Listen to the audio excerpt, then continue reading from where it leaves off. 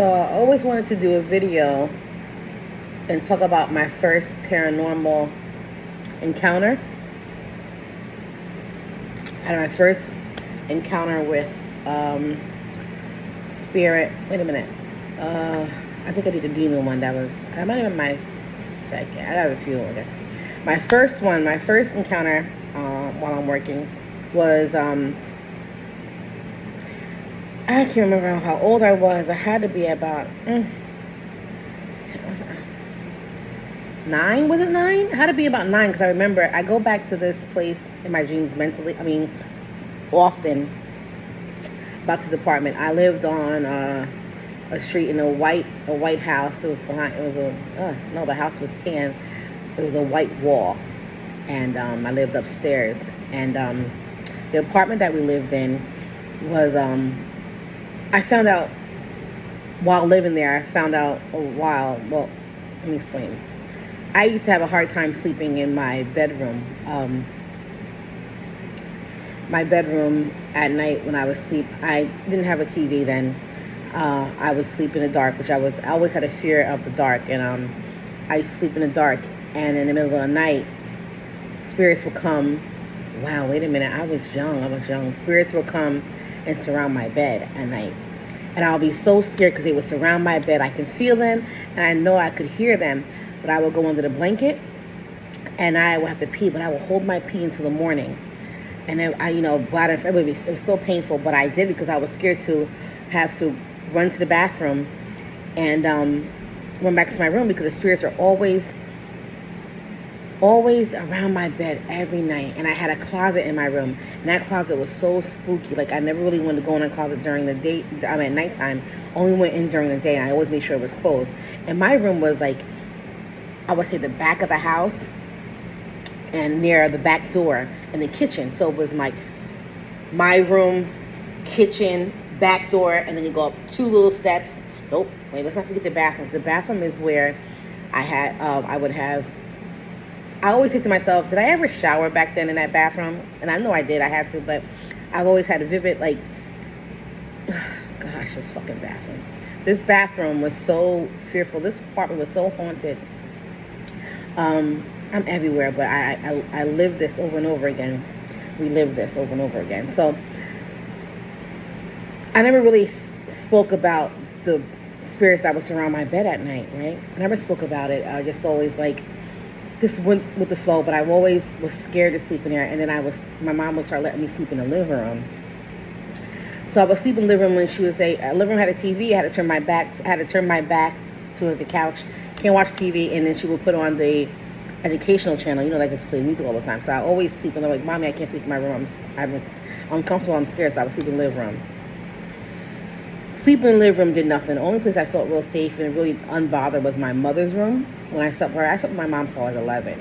I've been haunted, all my life. So I slept with her until I was 11, and I always knew that I had to protect her, so I slept with her.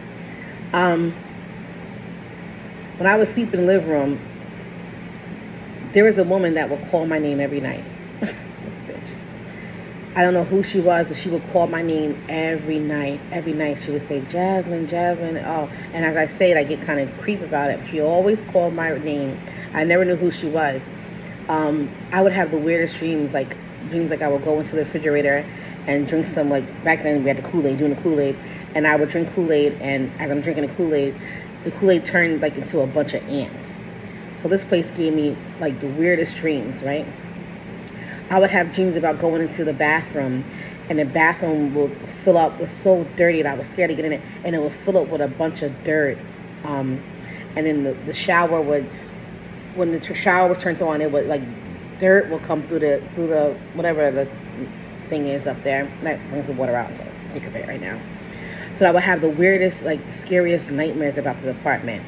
So I was telling my mom about, my dreams of mine. I'm scared to sleep in her room because it was just so creepy. And then I never mentioned to her about the lady that called my name. So I would be I think I did mention this, how I found out. I'm there's a woman here,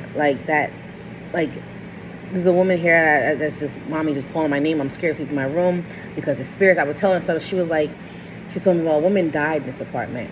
Was it her that told me? A woman died in this apartment. And I'm like, holy shit. And I'm young then. I'm like, she always bothered me. She wanted my attention. She called my name. So at one point, I said I started going to my mom's room.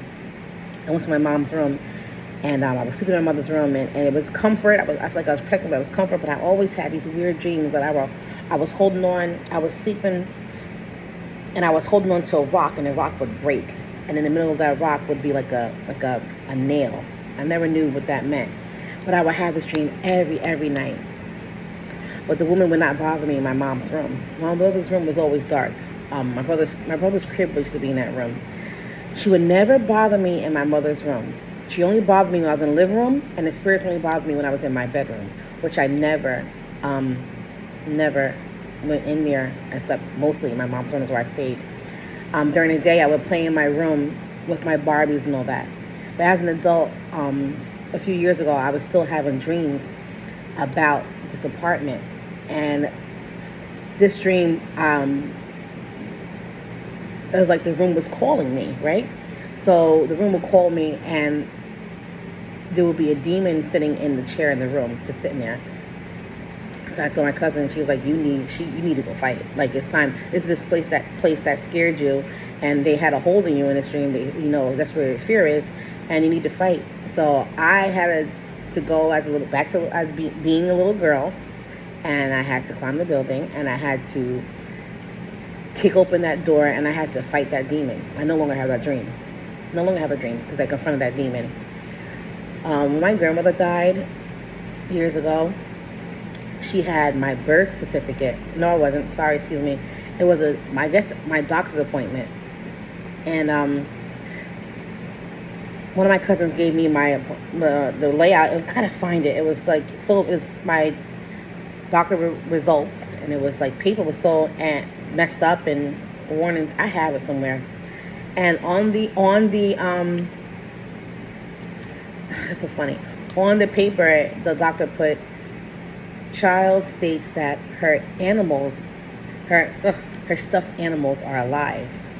So when I seen it as an adult, I'm like, holy shit, because I've had so many stuffed animals in my room. My mom bought me, I had all the Care Bears, I had all the Cabbage Patch dolls, I had the Woodstock, I had the Snoopy, I had all these freaking stuffed animals, and I don't even like dolls, but honestly, my stuffed animals and my dolls, I laid them across my windows. I didn't understand why, but they protected me.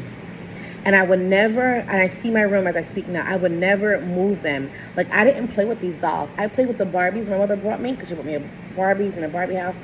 I never touched these dolls, because as a child, I was like, keep them by the window. So I remember having all my stuffed animals. By the window, and I didn't move them. I always placed them.